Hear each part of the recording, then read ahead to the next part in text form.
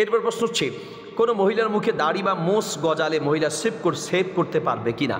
উত্তর হচ্ছে, মহিলাদের যদি সামান্য পরিমাণ, অনেক সময় হয় যে আমরা দেখি যে অনেক মহিলার হচ্ছে মুখে পুরুষের মতো দাড়ি মোষ সামান্য হলে এটা তো সমস্যা নেই, বরং এটা দৃষ্টিকটু লাগে না। একান্ত যদি একদম পুরুষের মতো দাড়ি হয়ে যায় বা পুরুষের মতো মোষ গজায়, তাহলে সেই ক্ষেত্রে যদি সেই মোষ বা দাড়ি কাটতে চায় সেভ বা অন্য কোনো পন্থায় বা অন্য কোনো মেডিসিন দিয়ে যদি সেগুলোকে উপড়ে ফেলতে চায়, তাহলে শরীয়তে এটা জায়েজ আছে। কারণ সে মূলত কোনো আল্লাহর সৃষ্টি পরিবর্তন করছে না।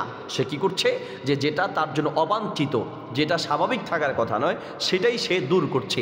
এই জন্য কোনো মহিলার যদি অতিরিক্ত মোচ বা দাড়ি হয়ে থাকে বা গালে বা মুখে এমন জায়গায় কোনো পশম থাকে, যে পশমটার কারণে তাকে দৃষ্টিকটু লাগে, তাহলে সে চাইলে সেটা সেভ করতে পারে, সেটা কাটতে পারে, অথবা সেটা উপড়ে ফেলার জন্য কোনো মেডিসিন বা সেটা ব্লেড দিয়ে বা অন্য কোনো কিছু দিয়েও সে কাটতে পারে। এটা